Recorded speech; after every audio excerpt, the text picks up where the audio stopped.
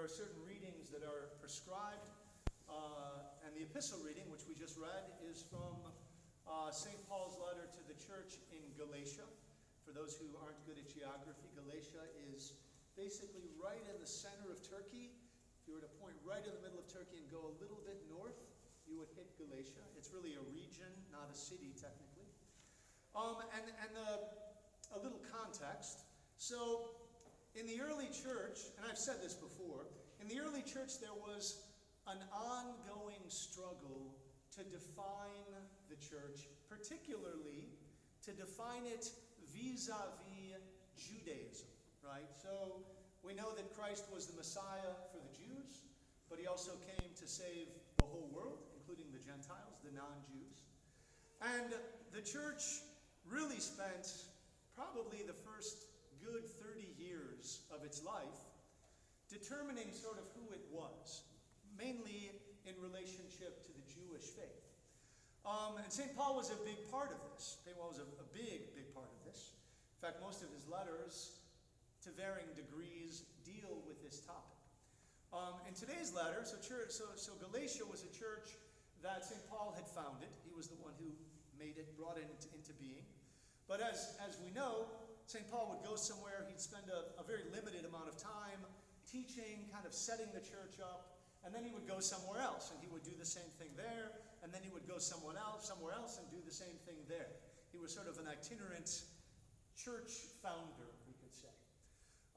In the case of Galatia, St. Paul had set it up, and then after he had left, while he was traveling, we're not exactly sure where, maybe he was in Corinth, I think, when he wrote the letter, he gets word that there was sort of a group of people that had either gone to Galatia or were already there, and they were basically saying that if you wanted to be a Christian, if you wanted to be saved, you had to not only believe in Christ, which of course was all that Paul cared about, but you also have to follow the Jewish practices. You have to be circumcised, you have to follow the various dietary restrictions that a Jew would follow.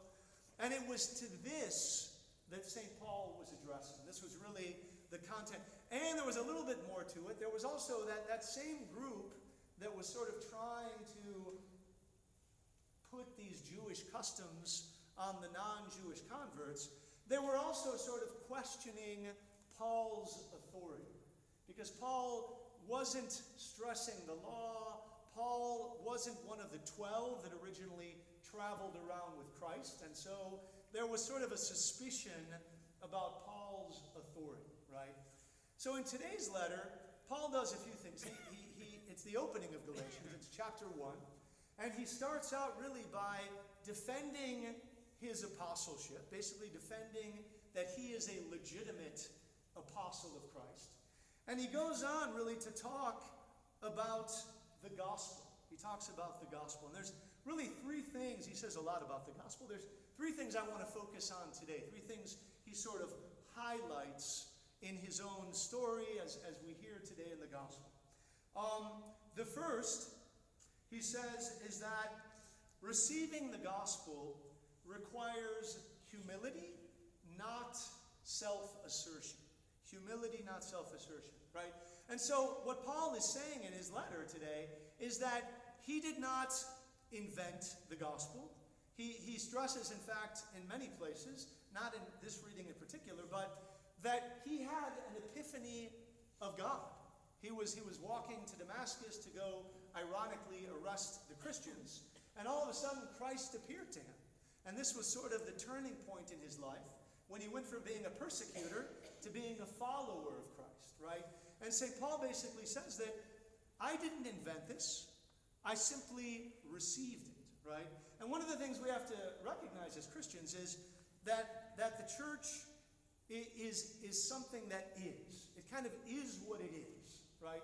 And if we want to receive the traditions of the church, if we want to receive God's revelation, it isn't up to us to invent or to tweak, or to kind of take this off or add this on, right? Humility is ultimately receiving. Right? I think of a small child, right? When you tell a small child to do something, if they love you and they trust you, they just do it, right? Because they're humble, right? They can receive. They can be told things, and they don't have to question, right?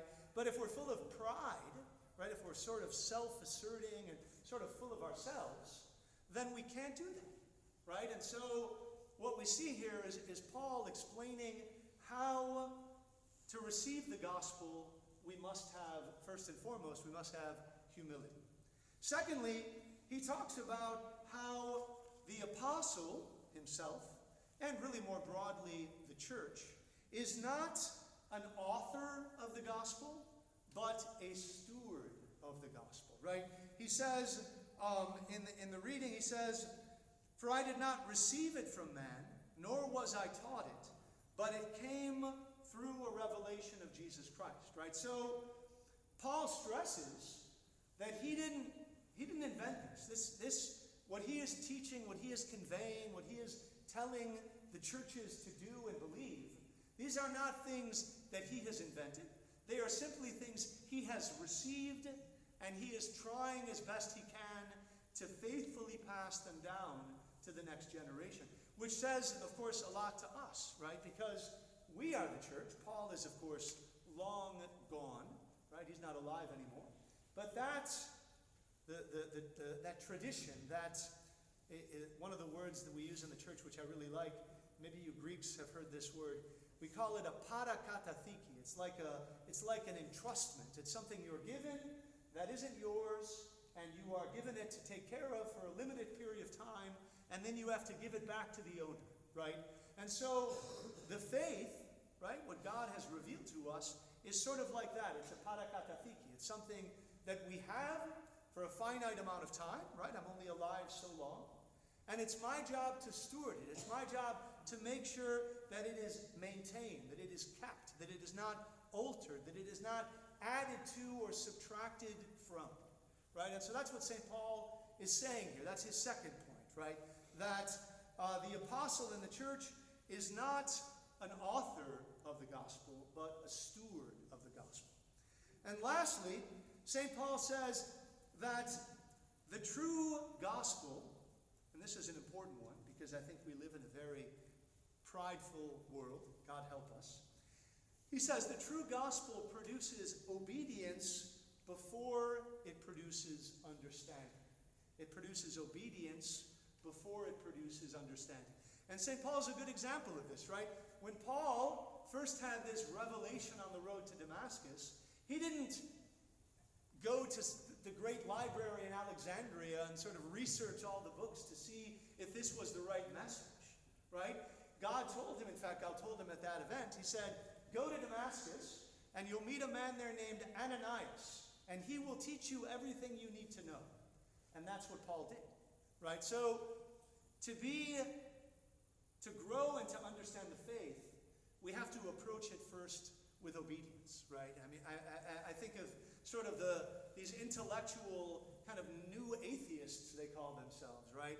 Who approach it in the opposite way, right? They look at it and they sort of dissect it and cut it apart and say, well, it has to make perfect sense and the argument has to be, impenetrable, right? And then I'll believe, right? But what God says to that is he kind of laughs, he kind of scoffs at that.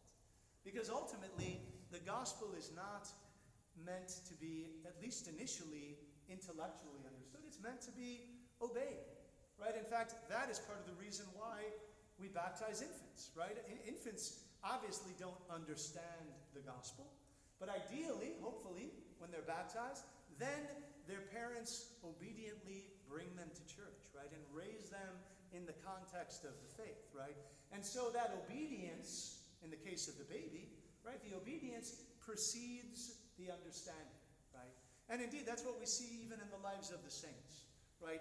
First, they obeyed the commandments, then they understood why the commandments were, right? And so, all of that to say, as we kind of come to the end of this Christmas season and we reflect on Paul's writings, this particular letter to the Galatians, where he addresses this struggle in the church that he's sort of a part of and he's sort of the center of in some sense.